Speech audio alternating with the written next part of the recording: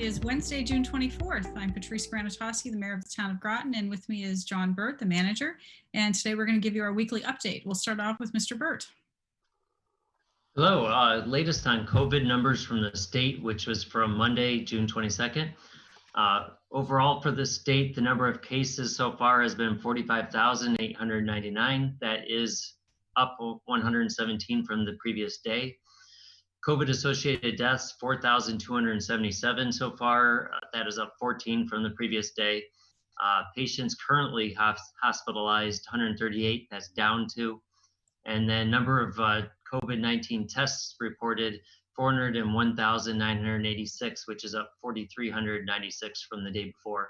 In terms of town of Groton, we've had 124 confirmed and probable cases, and the number of deaths is at 25. I also wanted to update people on a few department happenings. One, the town hall and town hall annex did open approximately 2 weeks ago. So we are fully open in those buildings.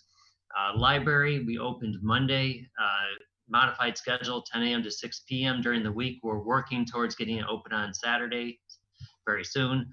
But you can, we ask people to get in, get out. There's a 1 hour limit going into the building. Want to keep people safe and keep as few people as possible in the library. Parks and Recreation, a lot happening this week. We opened up restrooms at the various parks. The dog park is open, the skate park is open, playgrounds, league play for volleyball at Eastern Point Beach, Mystic Little League. We've also hired park ambassadors last week to monitor various locations to encourage proper COVID protocol. They'll also be spraying portalets and picnic tables for germs. Senior Center will not be opening inside until September, most likely, due to recommendations of the statewide association and from guidance from the state. This is due to the vulnerability of the population. Human Services, they expect the need for food, rent, and utility assistance will continue and likely increase in the coming months. They particularly need cash and grocery store gift cards. Of note is back to school supplies and holiday programs like food baskets, turkeys, turkey vouchers, and toys will be gift cards only this year. The intent is to lessen interactions and potential exposures of volunteers, donors, recipients, and staff to the coronavirus. They're requesting that donors consider providing either gift cards or cash donations to be used to purchase these gift cards. To donate, you can either go to the town's website at groton-ct.gov and go to the Human Services page. You'll see a donate button. You can click on that to donate, or you can write a check to the Groton Food Locker or to the department generally and send it to 2 Fort Hill Road, Groton, Connecticut, 06340. If you have any questions on that, you can call the department at 860-441-6760. Again, 441-6760. Back to you, Mayor. Thank you, Mr. Burt. I appreciate all that information, and there'll be phone numbers up on the screen for you when this is being viewed online.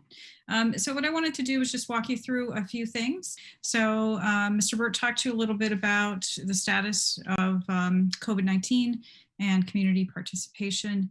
I wanted to talk to you briefly about Help for You. Governor Lamont on Monday encouraged low-income families in particular to file their income tax. So that way they may qualify for pandemic unemployment and coronavirus economic impact aid. And there is a program called VITA, V-I-T-A, Volunteer Income Tax Assistance Program, and it is designed to help you. And this is what the page looks like when you go to the website that I'm going to show you next. And it'll walk you through everything you need to do if you haven't filed your taxes yet. And please note that the deadline is July 15th if you are going to try to qualify for any of the assistance. And that is the website that you would go to get help with your taxes. So what can you do to help your community? We're talking about Dr. Anthony Fauci first and what he has been telling us as far as where we are in the pandemic. We're still in the first wave of the pandemic, and Dr. Fauci is urging people to practice social distancing. This is just a graph showing where we were between March and April, and you can see that the United States and the EU were about the same place. But unfortunately, the United States cases have not dropped as they have in the EU. So we are still in that first wave. First thing you can do is wear your mask, and here's lots of people with different masks on. So show your personality and wear your mask. These have been posted before telling you exactly how to handle masking up, removing the mask, how you should care for it. It needs to be washed. Just graphics reminding you of what not to do. And in particular, if you look on the lower right corner, please don't wear your masks like this. It defeats the purpose. If your nose is out, if your mouth is out, or if it's just hanging there on your neck, it doesn't do you any good to have the mask on. Does your neighbors not any good to have the mask on? This is just going to show you briefly about social distancing. It's a really good graphic by the state of Ohio.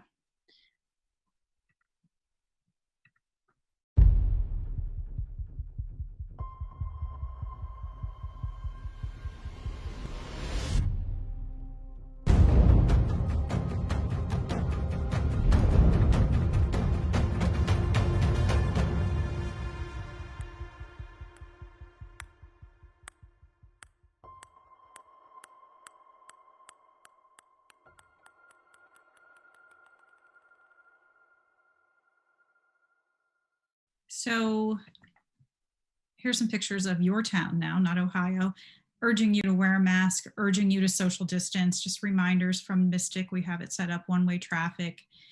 If you're outside, like the guy on the left, you don't need a mask. But if you're outside, like the people on the right, you need a mask. And again, the mask is to protect your neighbors. We also encourage you to patronize our businesses, our small businesses, but we need you to be respectful of the owners and their employees and your neighbors who are also visiting.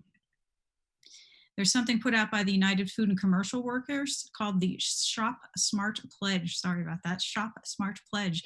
And what they would like you to do is to pledge to keep 6 feet apart from workers and from each other when you're in the store, and also to wear a mask. You know, these people that are in the stores are working, that are in the restaurants, they're working to serve you. So please be considerate of them and take the pledge. Another way you can help your community goes to what Mr. Burt was talking about earlier as far as the needs of human services. And we have 2 GoFundMes that are out there that have been doing amazing work. The first is Groton Feeds Groton. And this is the one where you can kind of double the impact of your money, where you buy you donate money to the GoFundMe, and then they buy restaurant and retail store gift cards, and they donate those to social services. The second is Safe in Groton, and this was set up by 3 teachers at Fitch High School, and it does a similar type of thing. You donate to it, they buy gift cards and donate them to human services.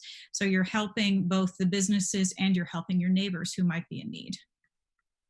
And last but not least, end of the school year, thanks to all the teachers out there who did their job under great pressure and change in circumstances. We appreciate all you've done.